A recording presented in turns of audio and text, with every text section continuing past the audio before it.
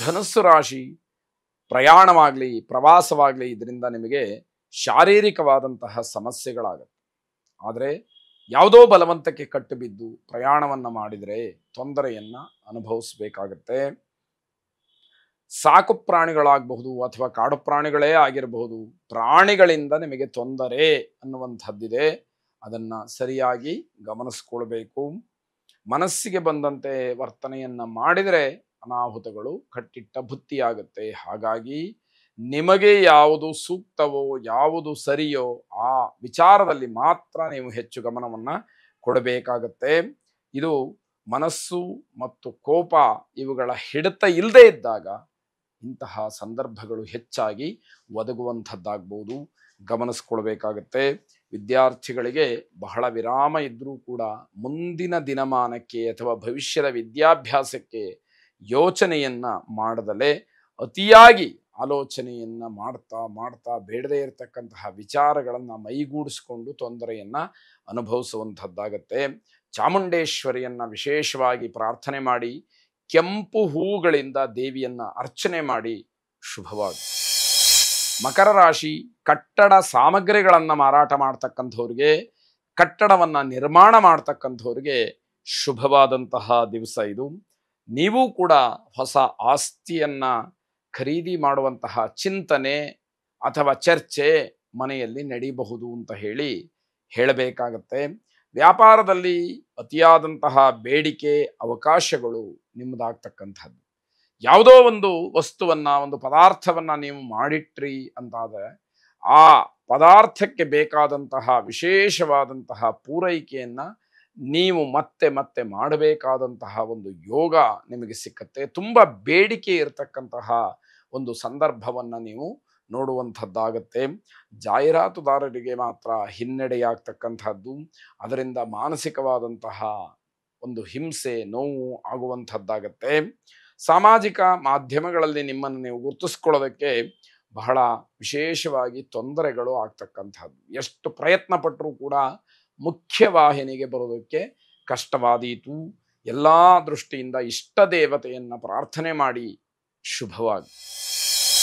ಕುಂಭರಾಶಿ ಬಹಳ ಸಂತೋಷದಿಂದ ಈ ದಿವಸವನ್ನು ಕಳೀಬೇಕು ಅಂತ ಹೇಳಿ ಆಲೋಚನೆಯನ್ನು ಮಾಡಿರ್ತೀರಿ, ಅದಕ್ಕೆ ಯೋಜನೆಯನ್ನು ಹಾಕ್ಕೊಂಡಿರ್ತೀರಿ. ಆದರೆ ದುರಾದೃಷ್ಟ ಅದು ಯಾವುದಕ್ಕೂ ಕೂಡ ಅವಕಾಶಗಳಾಗೋದಿಲ್ಲ.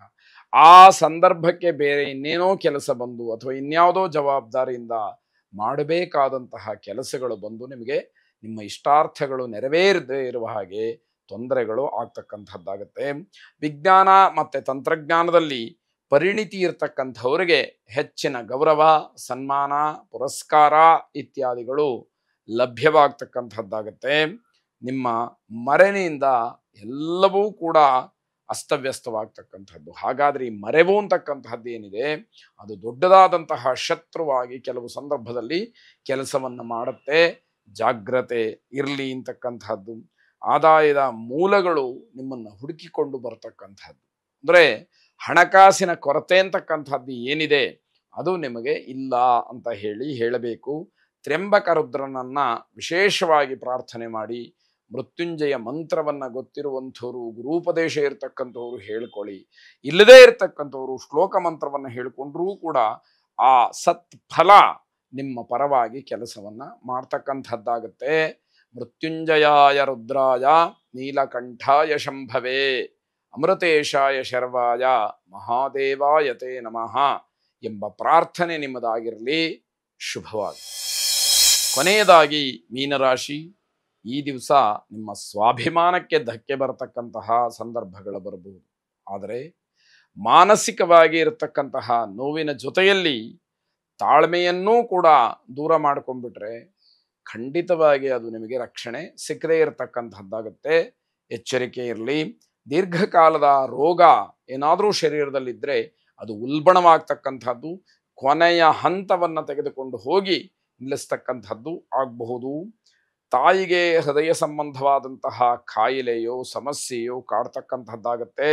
ತಾತ್ಸಾರವನ್ನು ಮಾಡಬೇಡಿ. ಇವತ್ತಿನ ಕಾಲದಲ್ಲಿ ಯಾರೂ ಕೂಡ ತಾತ್ಸಾರ ಮಾಡೋದಿಲ್ಲ. ಆದರೆ ವ್ಯವಸ್ಥೆಗೆ ಬೆದರಿ ಅಲ್ಲಿ ಯಾವುದೋ ಒಂದು ರೀತಿಯ ನಿರ್ಧಾರ ಬದಲಾವಣೆಗೆ ಅವಕಾಶಗಳು ಆಗುವಂತಹ ಸಾಧ್ಯತೆಗಳು ಹೆಚ್ಚಾಗಿ ಕಾಣುವಂಥದ್ದಿರುತ್ತೆ. ಸಾಯಂಕಾಲ ಸಂಬಂಧಿಕರ ಮನೆಗೆ ಭೇಟಿಯನ್ನು ಕೊಡಬಹುದು, ಅಥವಾ ಅಂತಹ ಒಂದು ಅನಿವಾರ್ಯತೆ ನಿಮಗೆ ಒದಗಿ ಬರಬಹುದು ಅನ್ನುವಂಥದ್ದಾಗತ್ತೆ. ಮಹಾದೇವನನ್ನ ಬಿಲ್ವಪತ್ರೆಯಿಂದ ಪೂಜೆ ಮಾಡಿ. ತ್ರಿದಳಂ ತ್ರಿಗುಣಾಕಾರಂ ತ್ರಿನೇತ್ರಂಚ ತ್ರಿಯಾಯುಧಂ ತ್ರಿಜನ್ಮ ಪಾಪ ಸಂಹಾರಂ ಏಕ ಬಿಲ್ವಂ ಶಿವಾರ್ಪಣಂ ಎಂಬತಕ್ಕಂತಹ ಪ್ರಾರ್ಥನೆ ನಿಮ್ಮದಾಗಿರಲಿ. ಶುಭವಾಗಿ.